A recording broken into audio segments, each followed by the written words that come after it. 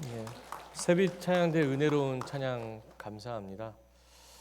좋은 노래는 우리의 마음을 차분하게 만들지요.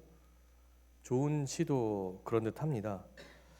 유시아 시인이라는 분이 있는데요. 시를 읽는 것은 자기 자신을 돌아오게 하는 시간이라고 합니다. 지치고 힘든 일상 속에 잃어버린 내 자신의 삶의 의미를 회복하는 것이 노래를 듣고 또 시 한 편을 묵상하는 시간에서 시작된다고 합니다. 여러분들에게 그런 시 한 편을 들려드리겠습니다. 제목이 꽃, 김춘수의 시입니다. 읽겠습니다. 내가 그의 이름을 불러주기 전에는 그는 다만 하나의 몸짓에 지나지 않았다. 내가 그의 이름을 불러주었을 때 그는 나에게로 와서 꽃이 되었다. 내가 그의 이름을 불러준 것처럼 나의 이 빛깔과 향기에 알맞은 누가 나의 이름을 불러다오. 그에게로 가서 나도 그의 꽃이 되고 싶다. 우리들은 모두 무엇이 되고 싶다. 너는 나에게, 나는 너에게 잊혀지지 않는 하나의 눈짓이 되고 싶다. 전에 이 시를 이렇게 했는데 누군가 아멘이라고 화답하시더라고요. 그렇습니다. 우리 모두는 누군가에게 의미 있는 존재가 되길 원합니다. 누군가에게 의미 있는 존재라는 것은요, 그 사람이 내 이름을 알고 불러준다는 것입니다. 불러주었을 때 그가 불러준 방향대로 내가 가서 그의 빛깔과 향기에 동화되어 뭐가 된다고요? 꽃이 된다라는 사실입니다. 예. 목회자로서 저는요, 이 시를 읽으면서 잃어버린 소명을 다시 한번 되돌아보았습니다. 소명이란 무엇일까요? 신동열님의 소명을 답하다라는 책이 있는데 이 책에 보니까 소명은 하나님이 누군가를 새로운 삶 가운데 부르시는 것이라고 이야기하고 있습니다. 하나님께서 우리의 이름을 불러주시기 전까지 우리는 죄악과 죽음 가득한 세상에서 먼지와도 같은 존재로 살아갔습니다. 잠시 왔다가 그냥 가는 인생이지요. 아무 의미 없이 먹고 마시기 위해 열심히 살아온 인생이었으나 하나님께서 우리를 택하시고 이름을 부르셨습니다. 그리고 그의 부르심에 응답한 자는 하나님 안에 거룩한 빛깔과 생명의 향기를 머무는 생명의 꽃으로 자라게 되었다는 것입니다. 그리고 그 향기를 통해서 이 땅에 죽어가고 있는 이 땅의 많은 영혼들을 구원할 수 있는 하나님의 특별한 하나님의 자녀로 거듭날 수 있었다는 것입니다. 소명이란 이런 것입니다. 하나님께서 내 이름을 불러주심으로써 아무 의미 없는 내 인생을 하나님의 자녀, 이 땅의 생명의 꽃으로 자라날 수 있는 하나님의 자녀로 만들어 주었고, 또 여러분들이 풍겨내는 아름다운 향기를 통해서 가정을 살리고 교회를 살리고 세상을 살리는 특별한 존재, 하나님께서 기억하시는 그 몸짓으로 세우셨다는 것입니다. 오늘 그렇게 예수님은 이 베드로를 부르셨습니다.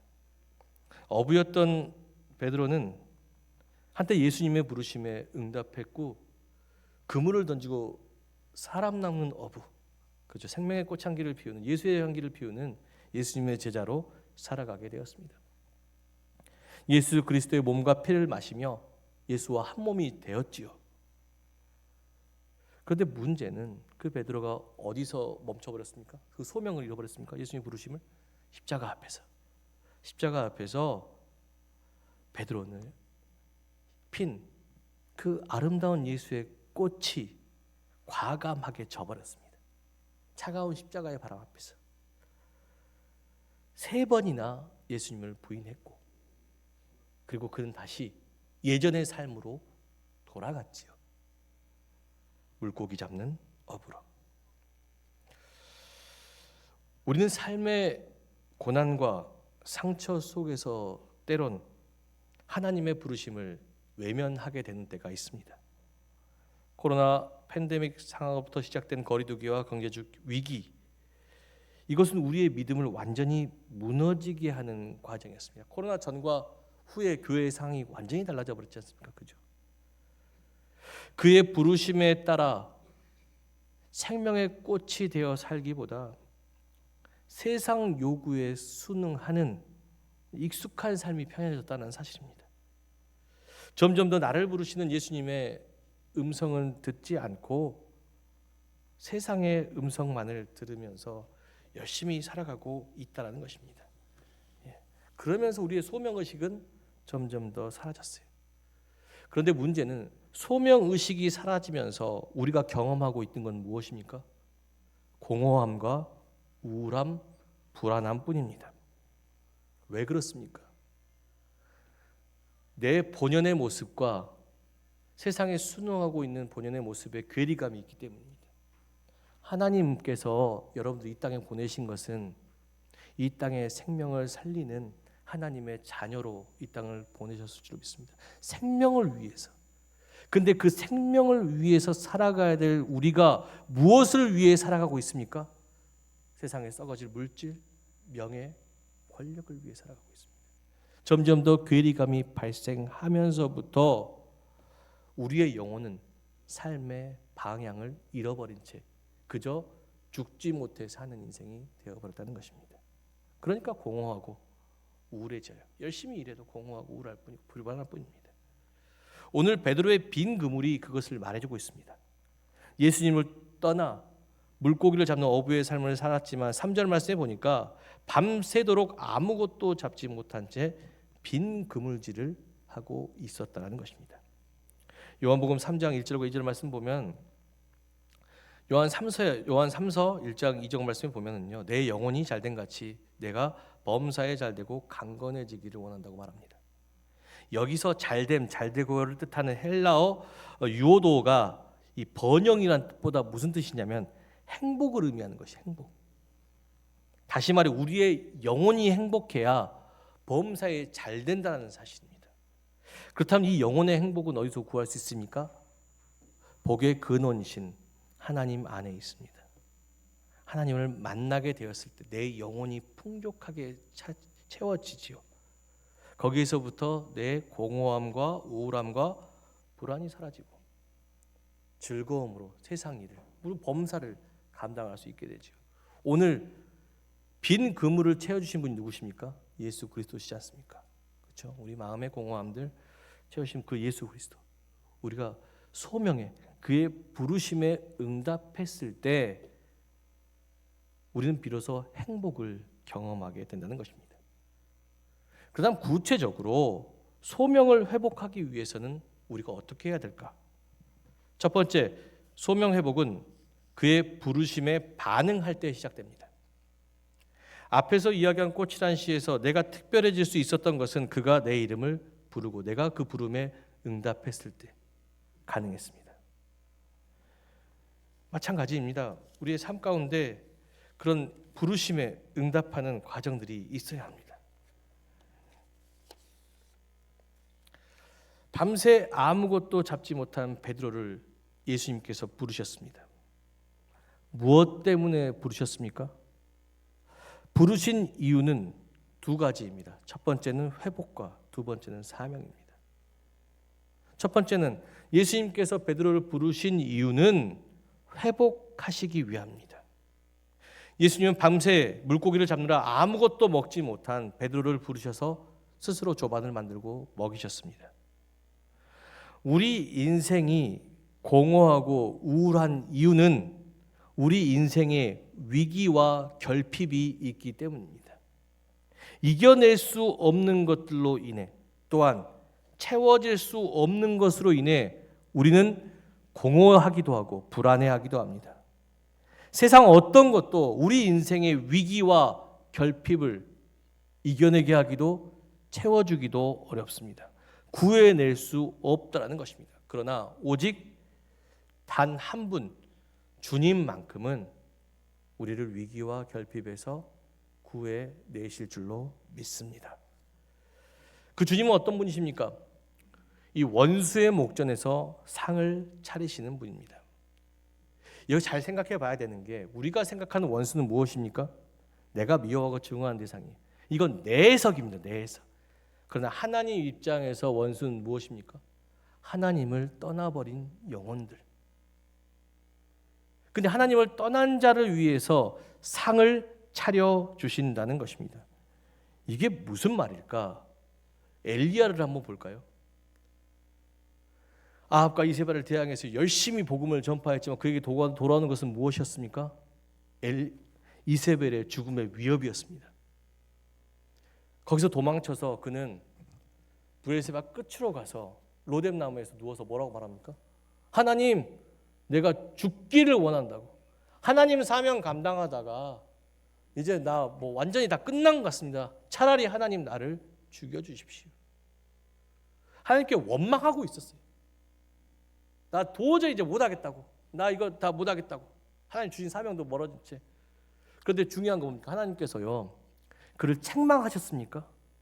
가서 너 잘못했다 책망하신 것이 아니라 까마귀를 통해서 먹이시고 회복하셨습니다. 그렇죠? 인생의 위기 속에서 하나님을 떠난 자를 하나님께서는 책망하지 않으시고 먹이셨고 회복시켰다는 것입니다. 또한 삭개오를 보십시오. 삭개오는 결핍한 사람이지요. 그 역시 세속적인 것을 채우기 위해 하나님을 떠났던 사람이에요. 그에게 예수님이 찾아왔습니다. 예수님이 책망하셨습니까? 아니잖아요. 예수님께서 뭐라고 하십니까? 오늘 너의 집에 유하여야겠다.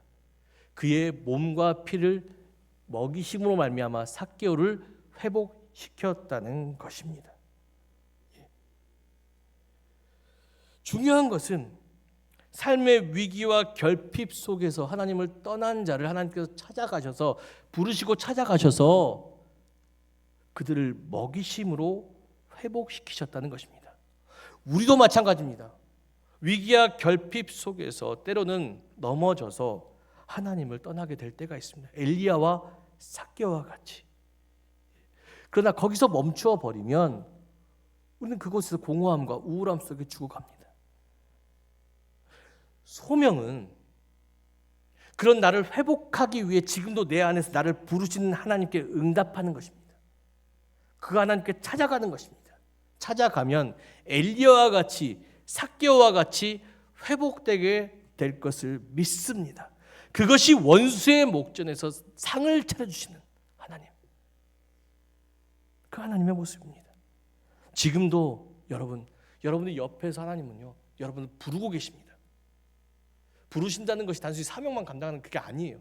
여러분을 회복시키시기 위해서, 좋은 말씀으로 먹이시고 회복시키시기 위해 지금도 부르시고 있다는 사실을 우리가 기억하면서 우리가 그 부름에 응답해야 될 줄로 믿습니다.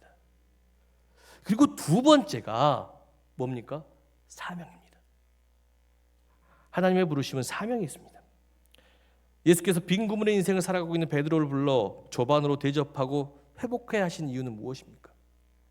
로뎀 나무에 있는 완전히 다 죽어버린 엘리야를 까마귀를 통해 회복시키신 이유, 먹이셔서 회복시키신 이유는 무엇입니까? 그것은 예수님의 양을 먹이고 돌보라는 사명을 감당하기 위해서입니다. 우리의 존재가 무엇이라고요? 우리는 이 땅의 생명을 돌보아야 할 하나님의 뜻을 간직한 사명자일 줄로 믿습니다. 죽어가는 이 세상을 다시 살릴 힘이 누구에게 있다고요? 우리에게 있을 줄로 믿습니다. 결국 인간 때문에 이 땅이 죽어가는 것이지 않습니까? 그죠? 그런데 그 인간이 다시 이 세상을 살리게 될 수 있다는 것입니다. 전쟁에서부터, 갈등과 다툼에서부터, 그리고 환경 오염에서부터. 하나님은 그것을 하시기 위해서 지금 이 시대에 우리를 부르셨습니다. 꽃이라는 시에 나아듯 우리가 그에게로 다가갈 수만 있다면, 그에게로 다가가면 그의 빛과 어둠 가득한 세상의 그의 빛과 생명의 향기가 내 것이 되고, 나는 무슨 꽃으로 자라나고 이 땅을 다시 살리는 생명의 꽃으로 자라나게 될 것을 믿습니다. 우리 가정에도 그 꽃이 피어지면, 이 교회에도 그 꽃이 피어지면 세상에도 그 꽃이 피어지면 이 땅은 다시 살아나게 될 것을 믿습니다. 이 귀한 사명을 위해서 하나님께 지금도 여러분들을 회복시키고 계신다는 것, 우리가 기억해야 할 줄 믿습니다. 소명은 그의 부르심에 응답하면서부터 시작됩니다. 여러분, 소명에 응답할 때 우리의 회복과 사명이 시작된다는 것을 기억하시고 그 소명에 응답해 주시기를 원합니다. 두 번째 소명 회복은 맡겨진 양을 먹이고 돌볼 때 시작합니다. 조반을 먹이시고 난 다음에 회복한 베드로에게 예수님께서 말씀하시죠. 뭐라고 말씀하십니까? 요한의 아들 시몬아, 내가 이 사람들보다 나를 더 사랑하느냐. 네, 재밌는 사실이 있습니다. 베드로를 베드로라고 부르지 않아요. 아버지를 아버지라고 부르지 못하고. 왜 베드로를 베드로라고 부르지 않습니까? 베드로의 뜻이 뭡니까? 히브리어 베드로, 아람어 게바예요. 이 뜻은 반석이란 뜻이에요.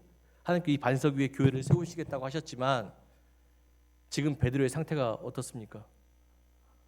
하나님을 떠나버렸잖아요. 떠나서 그런 반석이 되지 못하고 있습니다. 그래서 예수님께서 시몬이라고 부르고 있습니다. 반석으로의 사명을 잃어버린 채 예수를 떠나, 그 소명을 잃어버린 채 예수를 떠나 살았던 그 베드로. 예수님은 3번이나 자신을 부인했던 베드로를 책망하지 않으시고 내가 이 사람들보다 나를 더 사랑하고 있느냐라고 물으셨습니다. 왜 예수님은 베드로에게 이런 질문을 하셨을까? 베드로의 사랑을 독차지하고 싶어서 그런 것일까? 이 문제는 자체로 해석하면 이 질문의 해답을 알 수 없지만 원어 성경 헬라어로 보면요, 예수님 왜 이런 질문을 하셨는지 이해할 수 있습니다. 예수님의 질문에 사랑하느냐, 이 히브리어, 우리나라의 사랑은요 한 가지로 이렇게 표현되어지지만 유대식 그리고 그리스도식 사랑은요 여러 가지가 있습니다. 지금 여기서 아가파스는 아가페의 사랑이에요. 자기를 부인하고 다른 사람을 살리는 사랑입니다. 하나님의 사랑이죠. 예수님께 지금 원하신 것은 하나님의 사랑을 요구해. 너를 부인하고 다른 사람의 생명을 살릴 수 있느냐. 그런데 베드로가 뭐라고 대답을 하냐면 필레오. 필레오는 뭐냐면 인간과 인간 사이의 사랑. 그러니까 그거는 서로 사랑하는 사람끼리 하고요. 때로는 가난한 사람에게 연민을 느끼잖아요. 그죠? 근데 중요한 게 있어요. 가난한 사람에게 연민을 느껴서 우리가 물질적으로 그리고 우리 능력으로 도와줄 수 있지만 내 삶을 내어서 이 사람을 도와줄 수는 없잖아요. 근데 예수님께서는 그 사랑을 하셨어요. 베드로가 이야기하는 거예요. 나는 아가페의 사랑은 할 수 없지만 필레오 인간의 사랑은 할 수 있습니다. 그럼에도 예수님은요 우리에게 아가페의 사랑을 요구하셨습니다. 왜 아가페의 사랑을 요구하셨을까? 고린도전서 4장 10절에 그 해답이 있습니다. 고린도전서 4장 10절 말씀 함께 보겠습니다. 우리가 항상 예수의 죽음을 몸에 짊어짐은 예수의 생명이 또한 우리 몸에 나타나게 하려 함이라. 우리는 어떻게 구원받았습니까? 예수 그리스도께서 십자가에 못 박혀 죽으심으로 우리는 제사를 받았습니다. 그가 찔림으로 우리가 나음을 받았고, 그죠? 우리가 그가 상처를 입음으로 우리가 회복이 되어졌다는 것입니다. 그 죽음이 전제되어 있어요. 우리의 생명 앞에는 그 죽음이 전제되어 있습니다. 그렇게 우리는 구원받았습니다. 만일 그 사랑을 경험했던 자라면 사도 바울은 이렇게 살아가야 한다고 이야기합니다. 고린도전서 4장 11절과 12절 말씀 함께 보겠습니다.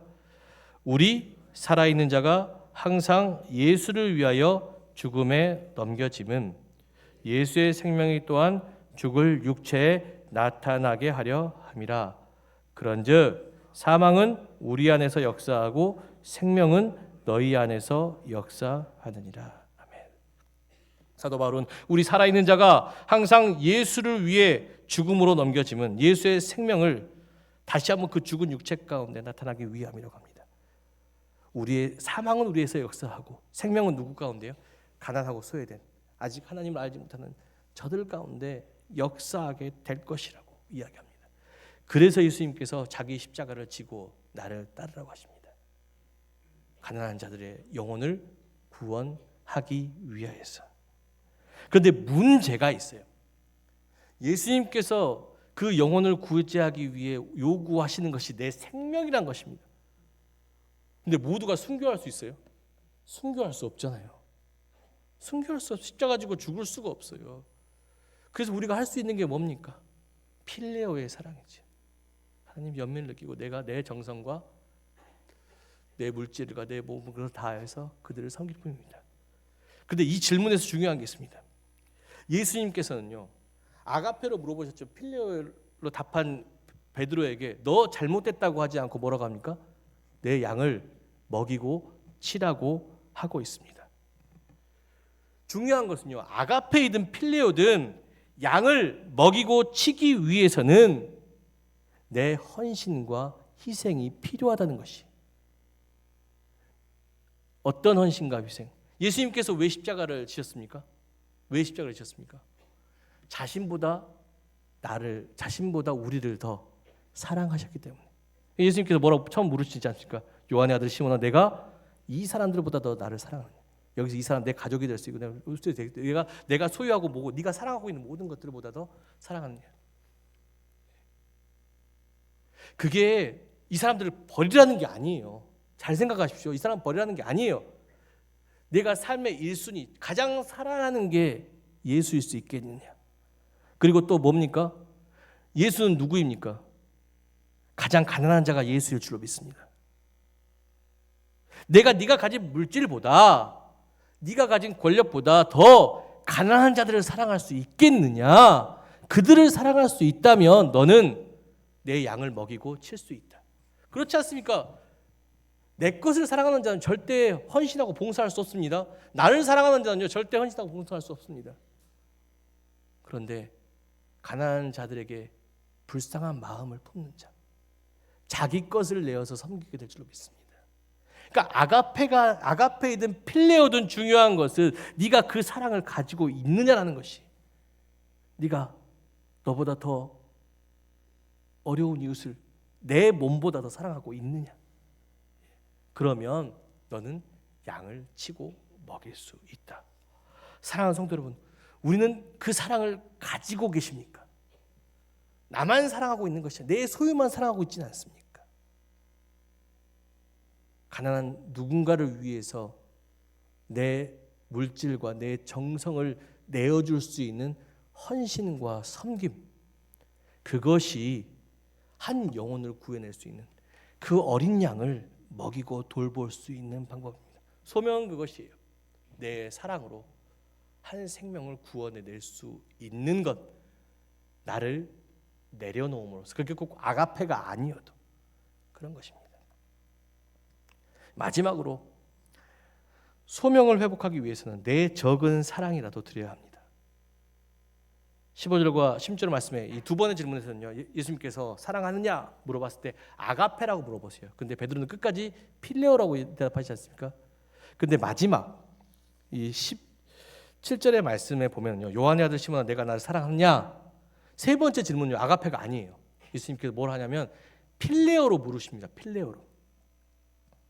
그러자 베드로가 뭐예요? 근심했다고 해요. 베드로가 왜 근심했을까요? 필레오로 물어보니까. 베드로는 그 사랑조차 지키지 못했거든요. 예수님 십자가 달리실 때 어떻게 했습니까? 도망쳤어요. 3번이나 부인했어요. 그러니까 나는 그 사랑조차도 지킬 수 없어요. 그러나 예수님 아시지 않습니까? 나는 그래도 예수님 사랑합니다. 필레오의 사랑조차도 하지 못한 적은 사랑이에요. 예수님만 아시는 사랑이에요. 다른 사람 알지 못하지 예수님 그래도 나는 사랑해요. 예수님 떠나지, 내가 도망쳤지만. 저 집사람이 거기까지 깡패를 만났어요. 엄청 커, 마동석 같은 깡패야. 지키고 싶었지만 살기 위해서 도망쳐. 경찰 불러갖고 와요. 집사람은 서운해하겠죠. 그렇지만 나는 뭐라 그래요? 난 당신을 사랑해요. 내가 살기 위해 도망쳤지만 당신, 그래 경찰 불러갖고 온 거 아니에요. 사랑하는 건 변함없지만 너무나도 연약하게 때론 인간은 그 사랑을 지킬 수가 없을 때가 있어요. 그러나 중요한 건 뭡니까? 그 적은 사랑이더라도 예수께 드리면 그것을 큰 사랑으로 만들어 주신다는 거예요. 그 사랑이 있더라도 양을 칠 수 있다라고 이야기하고 있다라는 사실입니다. 제가 한 여성을 소개하는데요. 이 사랑을 정말 이 적은 사랑으로 큰 능력을 해간 한 여성을 소개하는데요. 이 지나 데이비스라는 KT 데이비스라는 여자입니다. 그녀는 미국 테네시주의 내슈빌에서요 부유한 집에 살았던 이 19살짜리 고등학생 백인 청소년입니다. 고등학교를 졸업을 앞둔 어느 여름방학에요, 그녀가 우연히 컴퓨터에서 뭘 보냐면 이 우간다에 있는 이 어느 고아원에 봉사자가 모자란다는 얘기를 듣고 이 3주간 단기 선교를 가요. 3주 동안 이 아이들, 우간다의 고아원을 방문해서 그 아이들을 돌보는 일을 하게 돼요. 그 3주를 마치고 또 미국으로 돌아왔죠. 돌아오면서 고등학교 졸업도 하고 또 대학 시험을 합격을 했어요.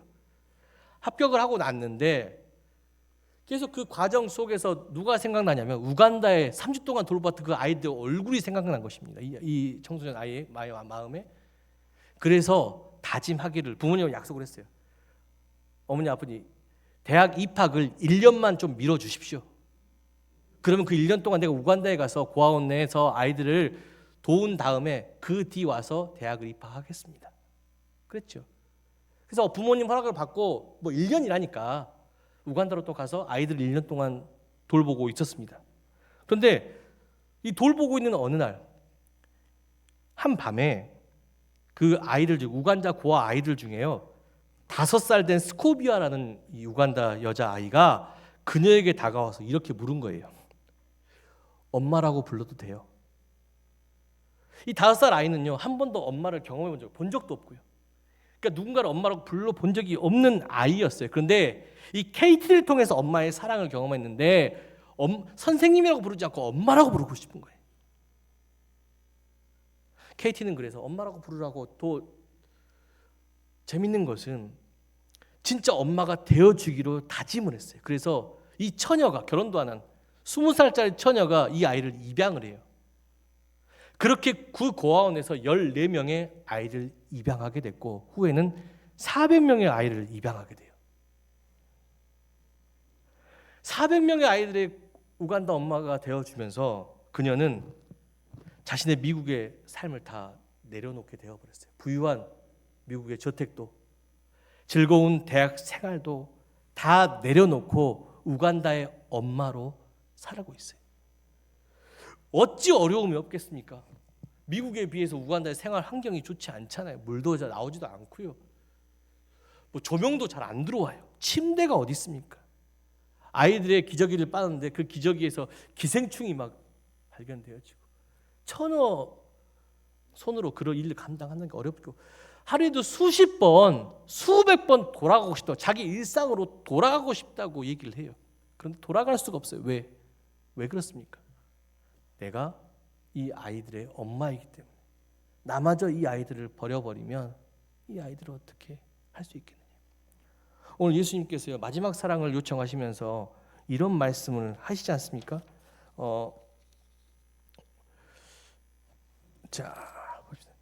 18절의 말씀입니다. 내가 진실로 진실로 내게 이르노니 내가 젊어서는 스스로 띠띠고 원하는 곳으로 다녔거니와 늙어서는 내 팔을 벌리니 남이 내게 띠띠우고 원하지 아니하는 곳으로 데려가리라. 아멘. 지나 데이비스는 처음부터 자기의 삶을 내려놓기 위해 우간다 간 게 아니에요. 그냥 3주 동안 그 아이들을 돌보기 위해서 그 사랑으로 간 것인데 어떻게 됐습니까? 그곳에서 그 아이들에 대한 사랑이 점점 더 깊어지면서 점차적으로 자신을 내려놓게 되었어요. 그리고 이 아이들을 사는 엄마로 살게 되었습니다. 예수님의 사랑이 그것이. 처음에 우리가 필레오의 사랑으로 내가 원하는 방식으로 사랑하고 하지만은 그 사랑이 깊어지면 시간이 지나면 들수록 늙어지면 아가페의 사랑으로 변하게 돼요. 처음부터 순교하는 게 아니라니까요. 그죠?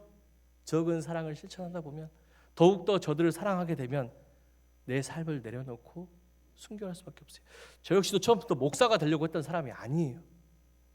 원래 직장이 있었습니다.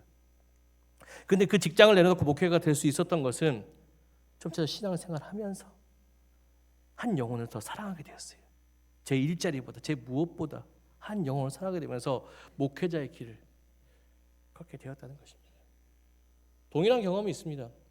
이전에 교회에서요 어떤 일이 있었냐면 그 교회는 이 부활절과 추수감사 오후 예배가 되면 예배를 안 드려요. 뭐 하냐면 주변의 가난한 이웃들을 도와요. 그 집에 가서 청소도 해주고 빨래도 해주고 그 집에 부족한 것 페인트칠 다 해줘요. 그거를 교인들이 다 하는데 담당 목회자라 가요. 주일 예배 새벽부터 준비하고 피곤한 상황인데 처음에는 그냥 진짜 억지로 갔어요. 목사니까 그냥 간 거예요. 근데 갔는데 집 상황이 어마어마합니다. 냉장고를 열었더니 음식물 쓰레기들이 가득 있어요. 이게 왜 안 버리지 했더니 그거라도 먹어야 사니까. 그 냉장고에 보내 그 악취가 심해요.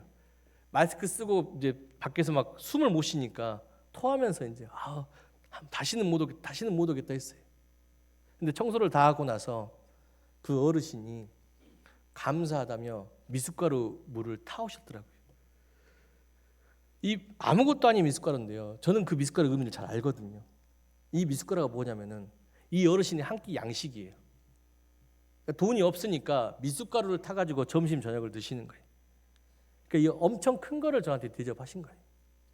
근데 그 사랑을 알고 나서부터 제가 말했던 게 다시는 오고 싶지 않은 곳이었는데요. 다음 달에 또 오겠습니다가 그 입에서 나오기 시작한 거예요. 그러면 점점 이제 한 달에 한 번씩 그 어르신의 집에 가서 기도해드리고 청소해드리고 장도 봐드리고 돌아가실 때까지 그걸 했었어요. 십자가라는 것은요, 사랑이 깊어지면 처음에는 감당할 수 없지만 내 사랑이 점점 더 커지고 나보다 더 하나님을 사랑하게 되고 나보다 더 그 가난한 영혼을 사랑하게 되면 그때서야 비로소 내가 더 나를 내려놓고 그를 살리는 일에 앞장설 수 있습니다. 예수님의 소명은 그것이에요.